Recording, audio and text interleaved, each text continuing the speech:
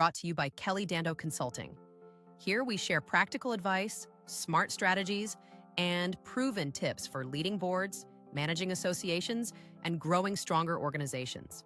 Whether you're a board member, a volunteer, or an association professional, you'll find insights to help you lead with confidence and make an impact. This is your edge in association management. Let's get started. Hi, everyone. Welcome to Team Talk Tuesday. Today, our topic is social media, and our guest is Kelly, who manages social media for our team. And we have Emily and Jamie on our podcast today. And we are going to be talking to Kelly about social media trends, what she's seeing, how she manages clients. So let's start off by learning a little bit about you, Kelly. Tell us a little bit about yourself. Well, I'm happy to be here, loving the new podcast that you guys are doing. And I started my career in journalism. My focus at every step of my career has always been community. So in journalism, I love storytelling and helping people make sense of what was going on in their community. That naturally led me to a master's in community development at the University of Amsterdam. And from there, I transitioned to nonprofit communications. I could focus on social impact and association management. I have found is kind of at the vortex of all those things. It's mission driven in that it brings people together who want to build up each other in their industries. So it works well. So let's start with how many social media accounts do you manage? Geez, I'm not 100% sure, almost 60. But total 120, right? Because you're posting over 120 platforms, which is a lot. That's right. a Between lot. LinkedIn, Twitter, Instagram, and Facebook. So what does a typical day look like for you in doing social media? How do you organize everything? How do you keep all of these clients on track? Organization is, I would say, the foundation of managing so many clients, probably any social media, but certainly when you have as many clients as we do. So every day looks a bit different, but there's always a rhythm to it. I always start out by checking our engagement, seeing what's resonating, what maybe needs a boost. And then from there, it's a mix of scheduling, content creation, and then collaboration with my team members and with chapters. I might be drafting posts, building graphics in Canva, or editing photos for a recap of an event. And then I'm checking in with chapter leaders and with my KDC team members to see what our chapters need, if anything's coming up, and scheduling and creating mostly. That is a lot. So what systems do you put in place? How do you manage this all? So we have several calendars, and I always start out a calendar by looking at what's going on for everyone for the month. Is there a campaign that needs to happen? Is it a national awareness month for something? Looking at what events come up. And after I get all of that scheduled out, then after I get all of that drafted, we start building the schedule out in a CRM we use called Social Pilot, which helps us manage everything cleanly and be able to look at things at a glance, either as a whole, all 60 of our clients, or clients individually. And then, like I said, leaving space between everything to check in with team members and with chapter leaders so we can see if anything's coming up that we want to throw in there. So I know I'm guilty of doing this. So if we have something last minute, how are you figuring out when and where and how? Yeah, that's a great question. So I'm always leaving space. Like this week, we don't have anything scheduled on Thursday.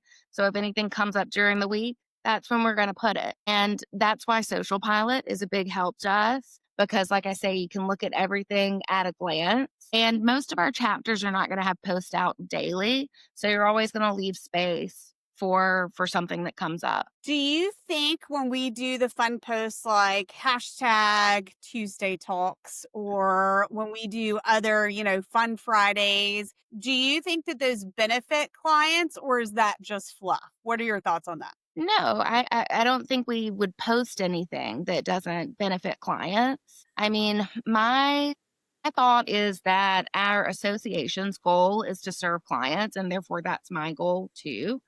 like their members. In other words, we have our clients, but ultimately I'm serving their members. So we don't want to post anything that isn't advantageous to the members of the association. We don't post anything that doesn't help them in some way. What do you feel like is most effective with getting members engaged? What types of posts? So, of course, people love photos. They love photo posts, recaps, anything where they get to see themselves and their friends. But also, I have found, a little bit to my surprise, that some of our best performing posts are recognition posts for people's peers. It doesn't necessarily have to include them. In our associations genuinely enjoy uplifting one another.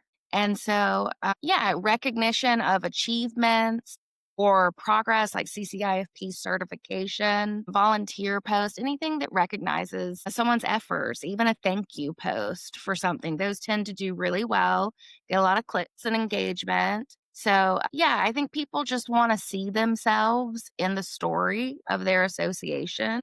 And so anything that they can feel a bond to, there's a lot of pride there. What is your favorite type of post to get to do? And what is your least favorite? So my favorite posts to do are on a wider scale campaigns, because you get to put some thought into that and tell a story with an art. And my least favorite type of post to do, as Kelly knows, are when I have to tag 1,000 people, because one of my terrors is tagging the wrong people and then they're emailing like, I live in Iowa, I have nothing to do with CFMA Central Florida, and I've just gotten it totally wrong. Want to promote our members and to promote companies, but that is the one challenge I feel like of having a social media person that is outside of managing chapters, because we have to be very cautious with how we tag and what we're posting. So that is a very great point. My favorite are when I see the Meet the Members. I love the Meet the Members series, because I'm always like, oh, I didn't know that Melvin liked this. Or, Melvin has been to 99 LSU games. Melvin will be on our podcast. Melvin will only eat certain types of king cake. Yes, Melvin prefers king cake. Which type? Jamie and Emily, do you all think it's hard to collect those, though? What is the process like of collecting that and getting it to Kelly? Is that process difficult? Or Kelly, when you're involved in that process, do you find it easy, difficult? What are you all seeing? Say that getting people to fill out any kind of questionnaire about themselves should not be difficult, but for some reason it is pulling teeth. I think It's the last thing on your it's to Nobody do. likes to self-promote, right? I think that's what Right. it comes down to. So maybe we should have them fill out one for a friend. Yeah.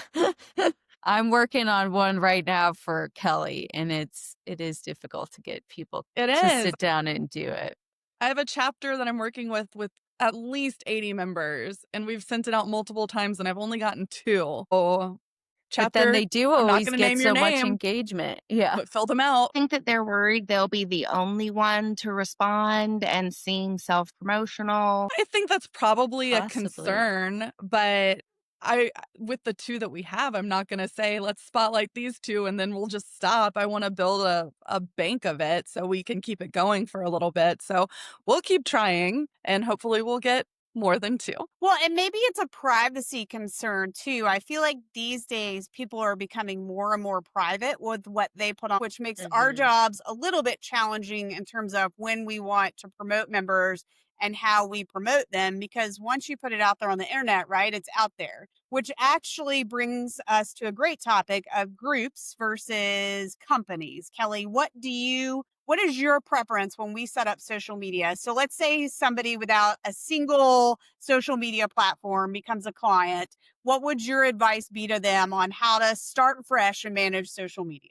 As a group versus a business, or? Yes. So we've had several chapters come to us with group pages where Oh, right. things are kept private versus the company pages where things are external. So what are your thoughts on that? We definitely don't recommend having a private group, although that might make sense when you think that you can protect your privacy. Ultimately, the purpose of our groups is that we want to grow them and grow the network that our members are able to enjoy with their associations. So We want that to be public because we want someone whose interest has been piqued to be able to go and check it out and say, "Oh, these are nice people. There's a lot going on. I want to be a part of this." So we definitely want to do a public page. And then my advice is just it's the same advice that I would, that I would give myself anytime I get a new chapter, which is just think about who the members are, think about the city that it's in and the members that you're serving and what tone is going to resonate and whether people want things to be more detailed or want it faster and just what is going to either please or benefit your members when they see it in a split second and try to make sure every post is serving your members and we want a very very small portion to ask something of members. That's a I think good that's a point. really good point. Yeah. So when we're trying to get followers for these pages, I used to say that I want double the amount of members as followers. So for example, if you have 100 members, I want to see a client try to have 200 followers on social media. I have since changed that opinion and now I say 3 times because a lot of our clients have hit the double. And what that does in my mind is we're seeing non-members attend events. So I think social media plays such a critical role in advertising our events and getting people to try out our associations. Would you agree with that, Kelly? What are your thoughts? Absolutely. While most of our chapter events do allow non-members to attend, and you have those people in industries that are on the periphery, that maybe they don't need a membership to the parent association, but they still want to have contacts in that field. And we certainly want to include them because, again, that's just broadening the network that members of the association are able to enjoy. It builds up, it helps us, our clients build up their local industries. And so we want to have as many people as possible adjacent to our web of awareness so people know what's going on, who's involved, who they can contact if they have a professional request. So yeah, it's Yeah. definitely not just for members. It's for anyone interested in the industry. And that's why, sometimes we post if you know someone who would like to attend, bring them along. And yeah, just always trying to broaden that network. I think getting people to share stuff online as well is huge. I think, we often work with these boards who want to know the best ways to do things. And I don't really think I personally have done a good job of really emphasizing how beneficial social media can be for them. So, if we're ever in a pinch and I have a chapter who has an event that's kind of down, I'm like, well, here's the link. Why don't you guys all share it?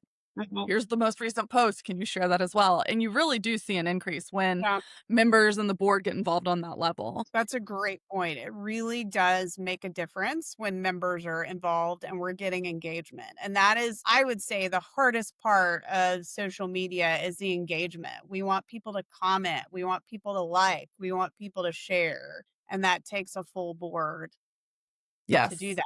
So, as we wrap up, Emily, Jamie, Kelly, do you all have any final comments on social media, things we want people to know that are important? Anything else we haven't talked about? Just that I think that the purpose of creating a social space is to create a space that's as inviting as the one that's in person. And ultimately we want to see that engagement in person. We love to see comments and likes, but ultimately we want to see our associations thriving. We want to see new members and lots of participation in our in real life events. And so that's always the purpose is to have engagement on our social pages, but so that it is I sort of think of social as the bridge between when a member is on their own and when they're with the chapter. So we're always trying to get them involved in the chapter. Yeah, those are great points. Thank you so much for joining us, Kelly. And Thanks, we look Kelly. forward to seeing everyone at the next Tuesday Team Talk. Bye.